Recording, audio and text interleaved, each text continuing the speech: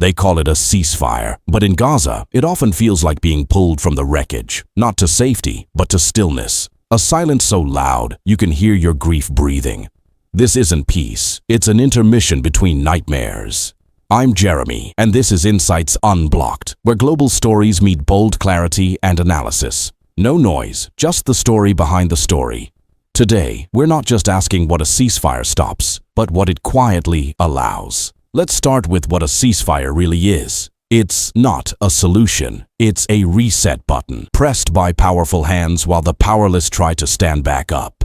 On the surface, the rockets stop, but beneath it, a deeper kind of war begins, one where trauma fights memory, one where mothers walk through rubble calling out names that will never answer, one where children instinctively flinch at every loud sound, even if it's just a door slamming shut.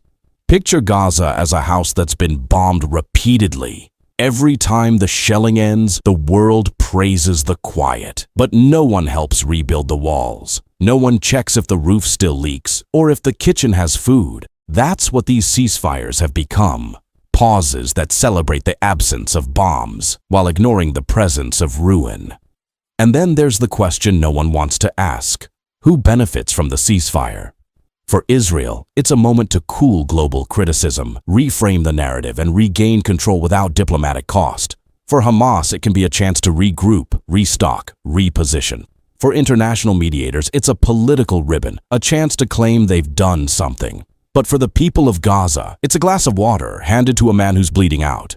Necessary, yes, but nowhere near enough.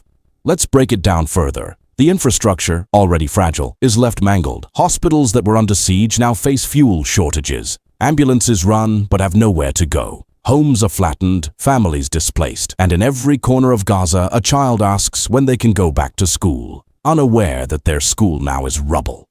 Access to aid is a logistical nightmare. Border crossings like Rafah open sporadically. Lifelines that often act more like traps. Trucks full of food and medicine wait hours or days, sometimes turned away over technicalities. And when aid does get through, it's rationed, politicized, and often too late. Imagine being offered a meal after days of starvation, only to be told you must split it with 5 others. Then there's the psychological war. Ceasefires don't erase what people have seen. You can't pause the sight of a cousin pulled from under concrete. You can't pause the sound of drones circling above, even after they're gone. You don't need airstrikes to hear war. Sometimes you just need silence and a memory. And perhaps the greatest tragedy is this. The world treats Gaza like a crisis that comes and goes, but for Gazans, it never leaves.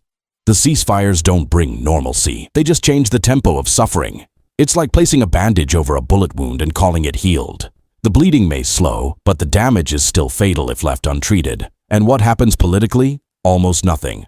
No international tribunal, no long-term negotiation, no guarantee that this ceasefire won't end tomorrow. There's no architecture for peace, only scaffolding around more temporary truces.